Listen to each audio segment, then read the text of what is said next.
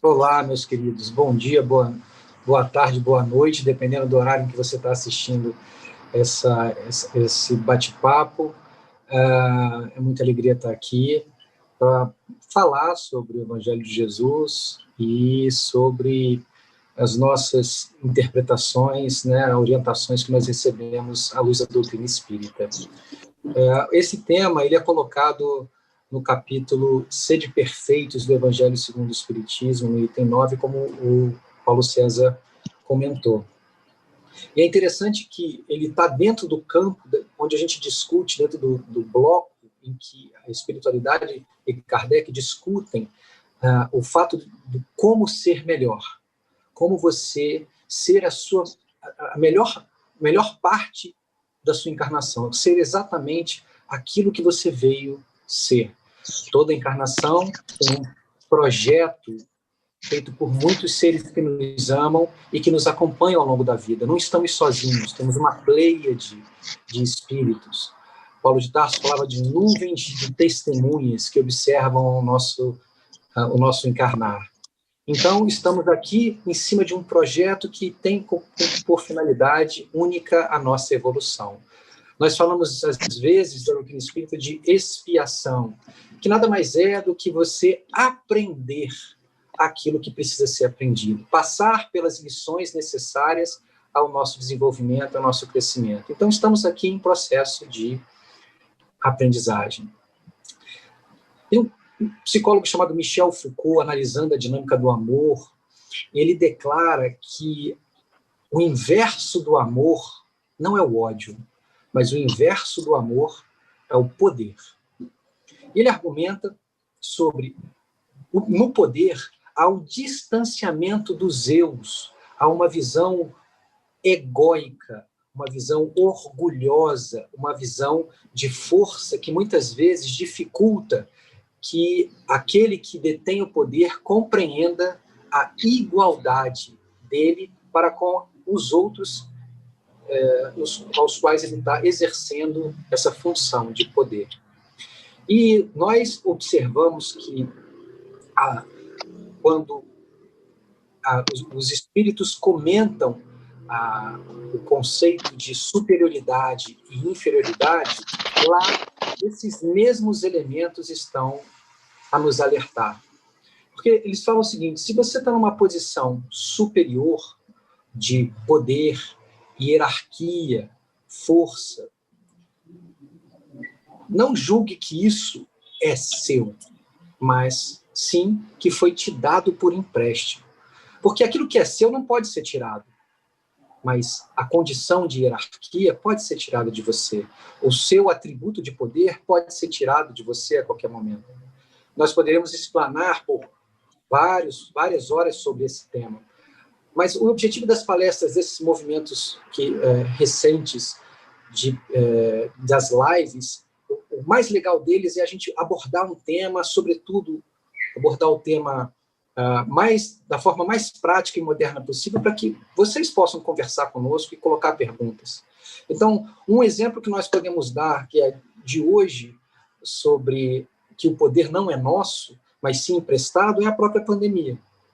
A pandemia chega e ela não pergunta, não questiona se você tem mais dinheiro ou menos dinheiro, se você tem um cargo de mando ou não tem um cargo de mando.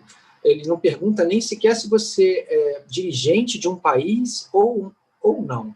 Simplesmente é retirado de você aquela autoridade sobre algumas questões que você julgava ter. Por exemplo, sua liberdade de ir e vir, ou, às vezes, o quanto que você cuida da sua saúde, isso se torna menos relevante diante de um contexto onde todos nós precisamos trabalhar juntos e sermos diferentes do que naturalmente nós somos. Então, a vida vai nos dando condições dadas por ninguém menos que Deus, dentro do nosso quadro reencarnatório, que são oportunidades que nós temos para nós evoluirmos. Então, aquele que julga ter um poder, que ter uma hierarquia, ser superior, que compreenda. É o primeiro alerta do item 9, no qual os espíritos comentam que é importante que você tenha um alerta que aquilo que é seu não é tirado. E se eu posso tirar, então Fique atento, porque foi dado a você por empréstimo. E dado a você a superioridade, o conceito de superioridade, ao longo da história foi muito mal utilizado. Bom, já começa que nós, como seres que evoluímos, primatas, a gente vive num ambiente e precisa lutar com esses ambientes. E aí a questão dos papéis foi muito importante. Os mais fortes iam à frente, os um pouco mais fracos cuidavam da retaguarda. E nessa lógica de papéis nós evoluímos para construir comunidades, civilizações, cidades, e a distribuição dos papéis foi necessária. Aqueles que tinham maior vocação para determinado trabalho iam se especializando nesse trabalho, aqueles que tinham mais especialização para a organização iam demonstrando as suas habilidades em estruturar as cidades, aqueles que tinham uma visão prática, às vezes pragmática, às vezes bélica, iam protegendo a cidade, e as estruturas dos papéis foram sendo montadas. E nesses arranjos nós viemos avançando em comunidades, em civilizações, em países. Acontece que, na lógica entre aquele que tem mais e o que tem menos, o que sabe mais e o que sabe menos, porque nós ainda estávamos num movimento muito primitivo, existia um conceito de quem tinha um pouco menos era inferior e quem tinha um pouco mais era superior. E a superioridade, muitas vezes, vinculada a divindades. Os faraós imaginavam que eram entidades enviadas, que eram basicamente intérpretes dos deuses para com a população. Esse pensamento vem arquetipicamente trabalhando conosco ao longo de toda a nossa evolução. Quando chega Jesus como um divisor de águas, ele coloca as sementes da igualdade, uma das leis morais mais importantes que nós temos legadas pela doutrina espírita. A lei de igualdade declara que todos nós somos iguais perante Deus. Puxa, André, mas todos nós somos iguais? Não, eu não tenho nem um terço do que aquela pessoa tem, eu não tenho atributos de beleza, de força, de inteligência. A luz da espiritualidade, você é a luz, Jesus te enxerga como luz e você é igualmente irmão dele, tutelado, porque ele é o governador desse orbe, tutelado por ele, mas irmão, todos somos filhos de Deus. E essa pragmática de que todos somos iguais entrou dentro daquele grupo de seres que estavam doídos, sofridos, sobretudo aqueles que mais precisavam e que muitas vezes se viam à margem das forças dos poderosos, à margem das virtudes, das riquezas que os poderosos comumente forçavam esses seres a se submeter. E Jesus veio falando a eles de que uma visão diferente do que é ser inferior e do que é ser superior. E aí nós temos dois grandes movimentos, o superior e o inferior à luz da matéria e o superior e inferior à luz do espírito. Importante dizer que a luz da matéria não está errado, é necessário, porque esse jogo de papéis é extremamente importante, porque a cada um segundo o seu cada qual, a cada um segundo suas competências, a cada um segundo as suas responsabilidades adquiridas ou entregues, mas tudo dentro de um plano, um arranjo de desenvolvimento do ser, de uma cultura, de uma empresa, de um país. E nada disso escapa aos olhos de Deus. Nada disso escapa aos olhos da espiritualidade que trabalha conosco. Veja, Jesus veio há 2000 anos atrás e plantou uma semente que veio crescendo e se estruturando, tirando o conceito mais forte, natural da escravidão, de que um Deus era sobre outro Deus, para depois ir construindo uma visão de servidão, mas ainda assim forte entre os senhores e os servos. Os exemplos que Jesus muitas vezes falava era de servo e servidor, do jeito que as pessoas compreendiam. Com o avanço desse princípio de igualdade, hoje nós temos que as maiores constituições do planeta têm lá em seus artigos princípios que falam que nenhum ser humano todos são iguais perante a lei, nenhum ser humano é superior ao outro. em grande parte das grandes e mais democráticas constituições. Um princípio entregue com muita humildade há 2000 anos e que vem crescendo. Mas, ao longo desse período, ainda está lá dentro, arquetipicamente, assim, dentro de muitos dos nossos eus profundos, há o entendimento de alto e baixo, certo e errado, que muitas vezes nos torna violentos ou rebeldes diante das forças da vida.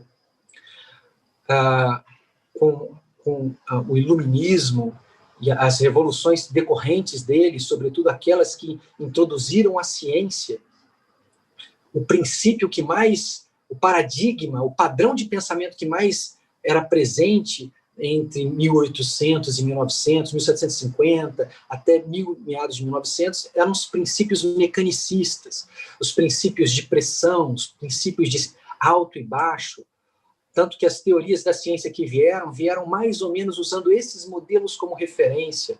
Freud vem com a ideia de sintoma, da pressão psicológica. Você vê Marx falando das pressões sociais. A ideia, o entendimento ainda era de oposição, ainda era hidráulico, ainda era um fluxo de máquina, que as coisas esquentavam, e para que elas não esquentassem, elas precisavam ser desmontadas e compreendidas. Mas era a ideia de uma força se opondo à outra permanentemente. De lá para cá, o século XX, XXI, apresentou um outro conceito, um outro paradigma mais alinhado às ideias que Jesus comentava. Um princípio de conexão, um princípio de rede, o princípio em que todos nós fazemos parte de um nó, todos nós fazemos parte de conjuntos de informações necessárias uns aos outros. O conceito de complementariedade criou um novo paradigma que hoje impera na visão de redes. E aí começam a estruturar mais fortemente a ideia de igualdade. Aqueles grupos que antes eram tidos, que eram objetos de preconceito, começam a ver, à luz de uma democracia, a possibilidade de mostrarem que também são iguais perante a lei, que merecem direitos diante a lei. Os trabalhadores conseguem uma visibilidade sobre isso, os patrões conseguem uma visibilidade sobre isso, as diferenças, a diversidade de seres, orientações sexuais, orientações políticas, começam a ver que todos nós temos luz nessas veredas. Todos nós temos algo a partilhar, contribuir e somos úteis ao processo da evolução. E aí, princípio material, princípio espiritual. O princípio material precisa do entendimento de que algumas pessoas vieram liderar e outras pessoas vieram ser lideradas. Mas qual é a postura que a doutrina espírita orienta à luz de Jesus, à luz de Kardec, à luz dos espíritos, que deve ser a daquele que está ou na possibilidade de mando ou na possibilidade de obediência. Justamente o princípio mais nobre entregue por Jesus. Sendo você acima ou sendo você abaixo, compreenda, é transitório. É transitório porque você está num papel montado para que você consiga se desenvolver. E esse papel pode ser retirado de você. E esse papel, em algum momento, foi diferente. Se hoje você comanda, no passado pode ter sido comandado. Se hoje você é comandado, no futuro poderá comandar. Jesus nos dá orientações para que a gente passe sobre essa troca de papéis entre vidas para a vida estendida com a mesma postura emocional, a postura daquele que aprende e serve no âmbito em que ele foi convidado a servir. Ele pontua em Mateus, em Lucas, em Marcos, que o maior no reino dos céus é aquele que serve. E ele se coloca nesse papel de servidor. Nesse papel de servidor, não importa em que condições ele esteja. Porque quando Jesus estava ensinando ao povo, ele também estava servindo. chamavam-no de mestre. E ele, naquelas veredas lindas, naquelas paragens, à luz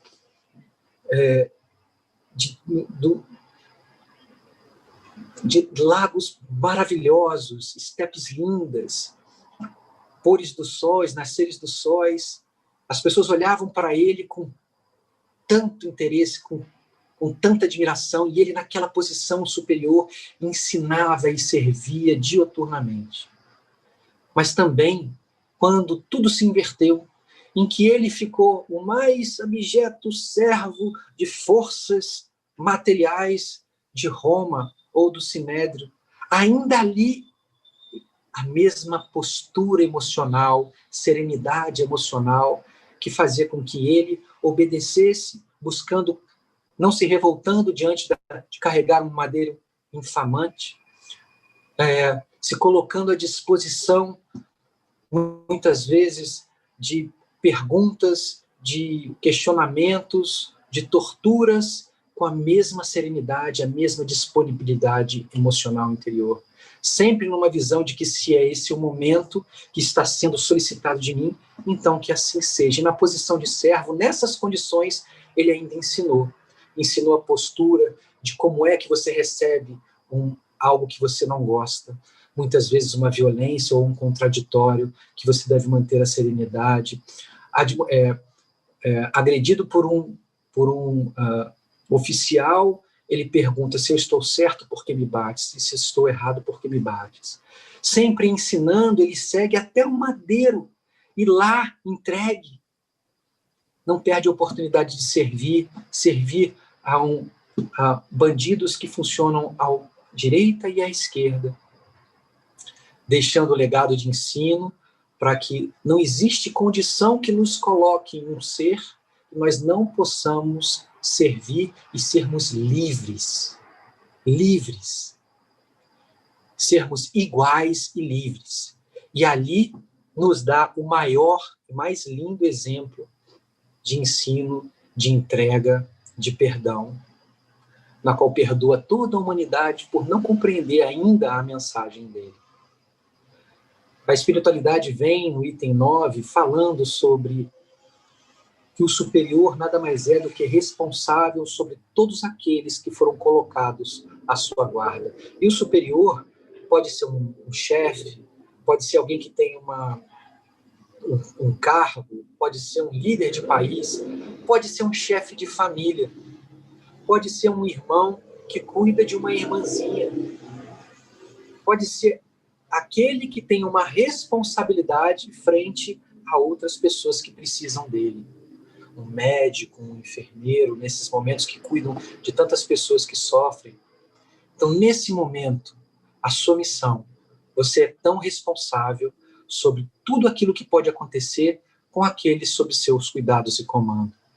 É a sua missão soerguê-los nas virtudes, lutar contra os maus hábitos e más inclinações. E também se torna responsável por toda a má inclinação que decorra dali dos seus atos. Tudo que pode acontecer de ruim ou de má entendimento, formação, educação, que pudesse passar por você com uma intervenção, e assim não é feito. Nesse sentido, os mais ricos, os mais poderosos, os que têm mais responsabilidades, são muitas vezes duplamente responsáveis pelo que fazem, pelo que constroem no outro.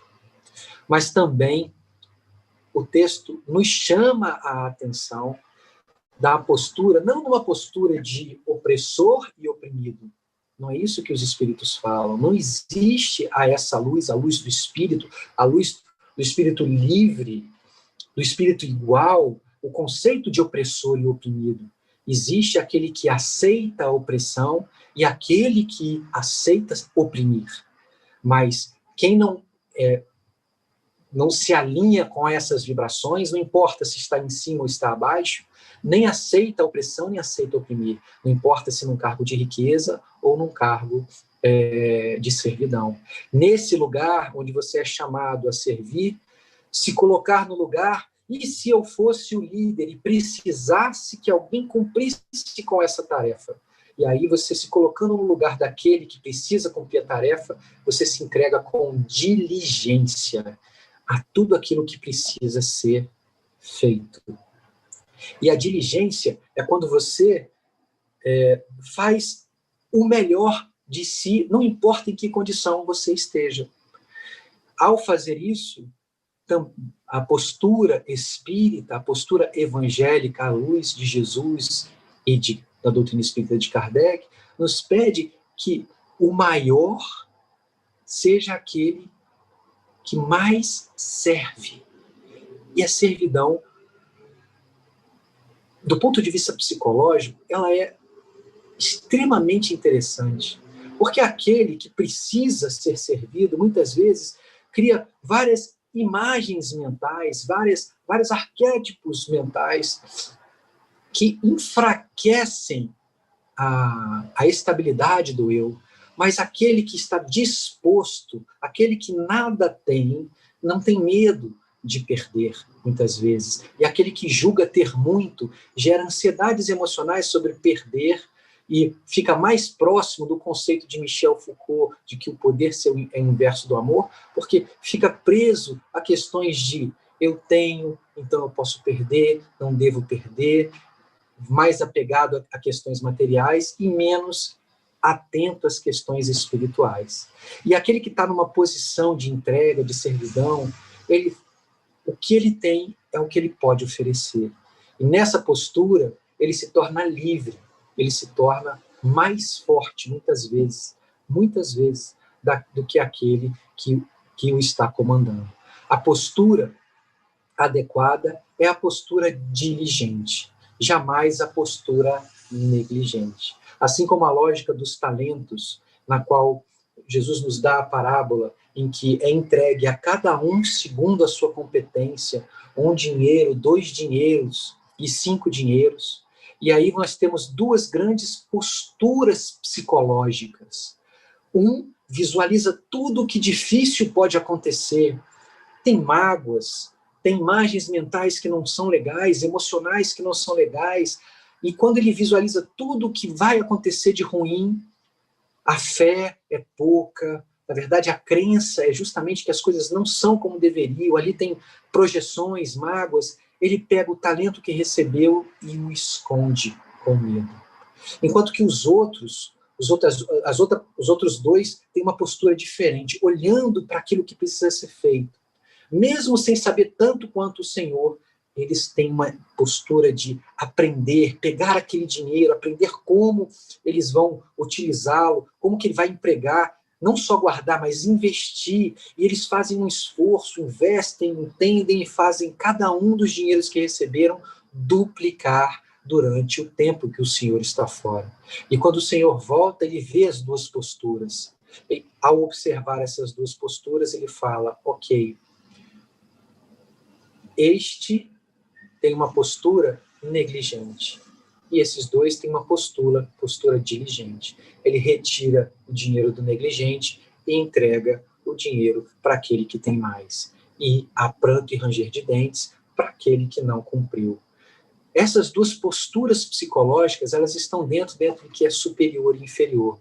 Então, superior e inferior à luz da matéria, superior e inferior à luz do espírito. Superior é aquele que diligentemente serve a missão que lhe é dada.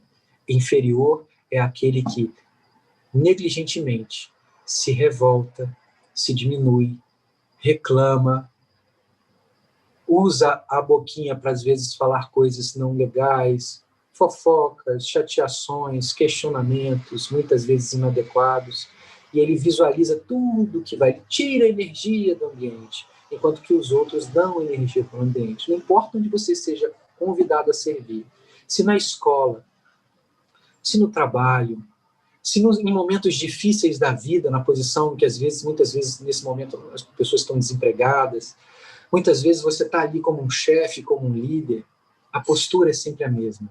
Diligência versus negligência. A diligência servidora, que observa o propósito, que observa que todos nós somos iguais em posições diferentes e que juntos é que fazemos a diferença e não separados. Essa postura retira de nós o conceito de revolta, retira de nós o conceito, muitas vezes, de luta de classes, muitas vezes de lutas econômicas, para uma visão mais ampla e estendida da vida à luz de Jesus. Jesus nos quer trabalhando, ele nos quer marchando, onde quer que a gente seja.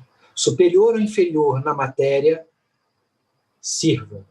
Preste atenção às pessoas que estão ao seu lado, porque superior ou inferior no espírito faz muita diferença para a gente ser feliz. A lei de liberdade é uma das leis morais, dentre as leis naturais de Deus, e somente aplicando essas leis é que nós somos felizes, com estabilidade emocional. Perceber a igualdade, perceber a liberdade, perceber o progresso, justiça, amor e caridade, entre outras leis, é que nos fazem ter uma estabilidade emocional e ter uma alegria de viver e um propósito de viver. Então, compreender isso é inteligência. Inteligência racional, emocional e espiritual. E olha que Jesus falou isso há 2000 anos atrás.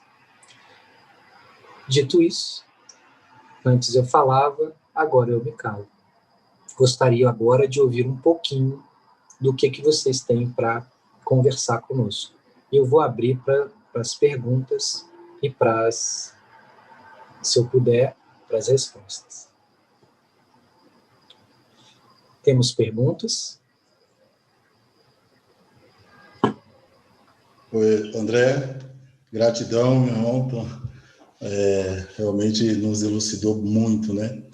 E nós estamos no YouTube, tá, André? Foi em tempo real.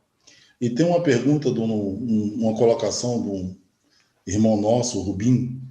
Ele pediu para falar contigo, que ele achou muito interessante a sua colocação, quando você lembra de uma fala de Jesus, dai a César o que é de César e a Deus o que é de Deus. E aí ele fez a seguinte colocação, que foi interessante porque dai a César o que é de César, a gente falando aqui no mundo físico, que por vezes essa questão de superior e inferior está muito conectada a um processo de aprendizagem, né? A um momento da nossa vida de aprendizagem. E colocou que no mundo espiritual, essa questão de superior e inferior, ela está mais conectada com o processo evolutivo do espírito. Por vezes, um espírito mais evoluído pode estar numa questão de, dentro da nossa linha física, como um subalterno, mas no mundo espiritual é a evolução. Então, ele fez essa observação, se pudesse fazer uma fala sobre isso. Claro. Tem uma passagem no Evangelho em que você tem Lázaro e ele, ao desencarnar, ele vai para um lugar, ele é servo, e ao desencarnar ele está num lugar muito superior, e você tem o seu Senhor, ele pede para que ele ore por ele, para que ele saia daquela condição, assim. No mundo espiritual, o que vale, o peso de ouro é a moral, é a ética, é o quanto que eu consigo me colocar no lugar do outro, o quanto que o outro faz parte de mim, do ponto de vista da maturidade psicológica. E quando eu falo psicológica, é porque todos os fenômenos de Jesus são psíquicos, são fenômenos de alma, são fenômenos do espírito.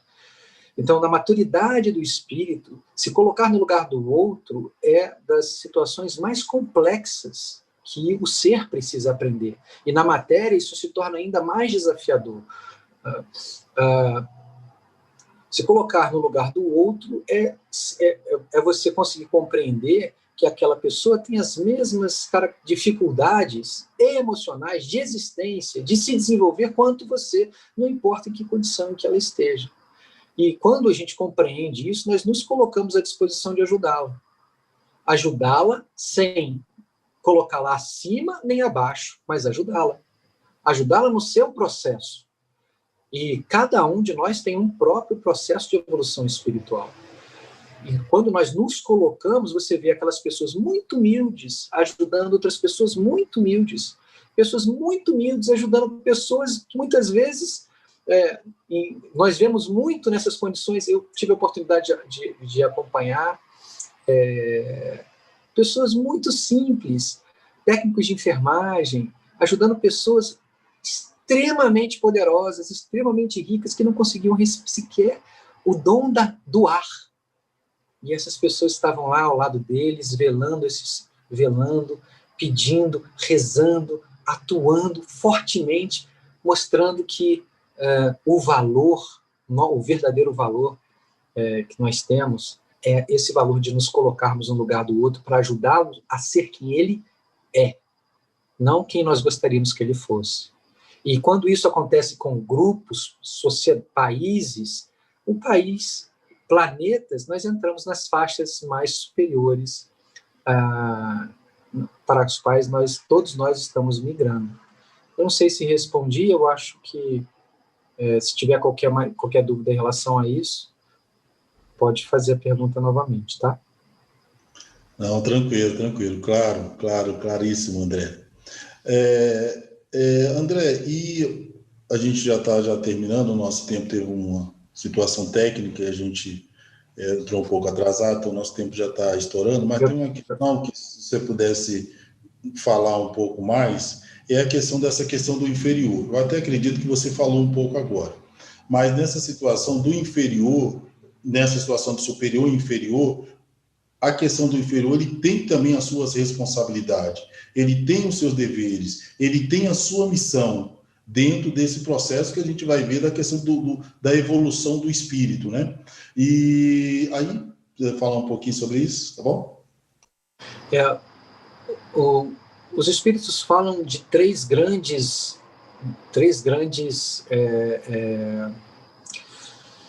deveres, né?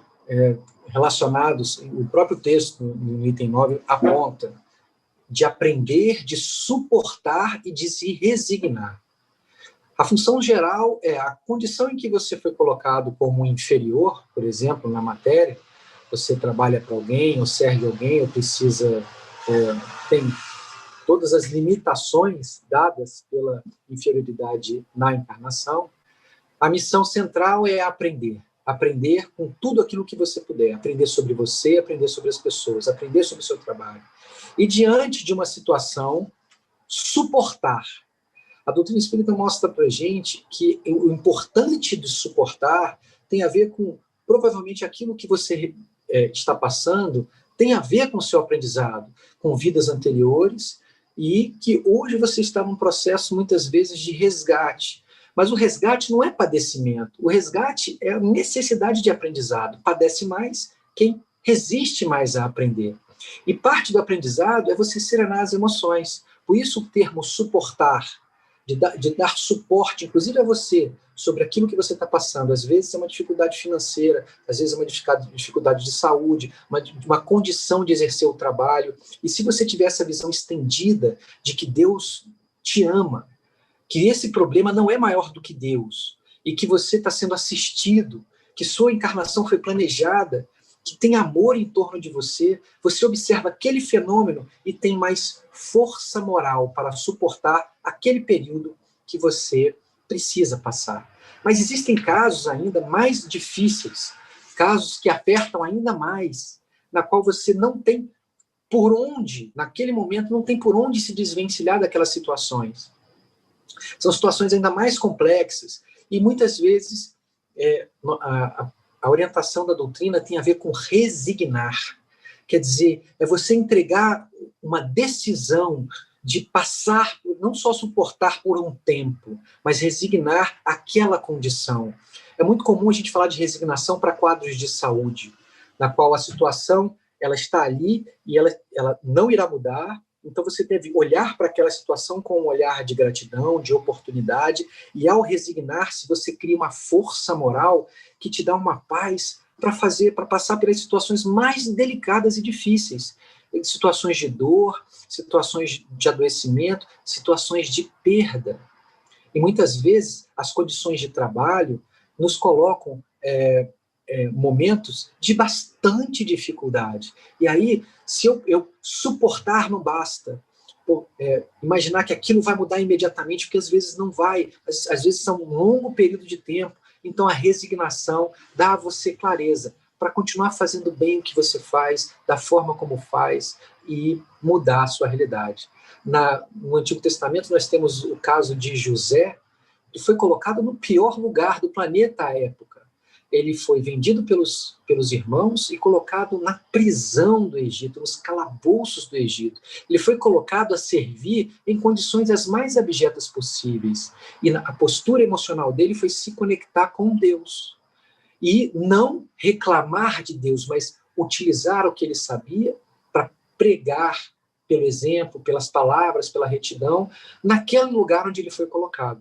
E nós sabemos que dessa posição, ele foi alçado à condição de primeiro-ministro do Egito, por conta que no pouco ele foi justo e assim, no muito, ele também o seria. Então, a postura orientada pela espiritualidade é naquilo que lhe foi confiado, seja o seu melhor. Não importa que condição, aprenda, suporte, tenha resignação. E resignação, muitas vezes, não é dar um ok, um joinha, para condições que são inadequadas. Assim, por exemplo, para abusos ou violências. Mas ter um campo de resignação, de saber o que você pode fazer e o que você ainda não pode fazer porque não aprendeu. Porque quando você aprender, você poderá mudar. A lógica é sempre a mesma. Para passar por qualquer situação de inferioridade ou superioridade, aprenda. O que está na posição de inferior precisa aprender um pouco mais diante das pressões da matéria e da vida, muitas vezes.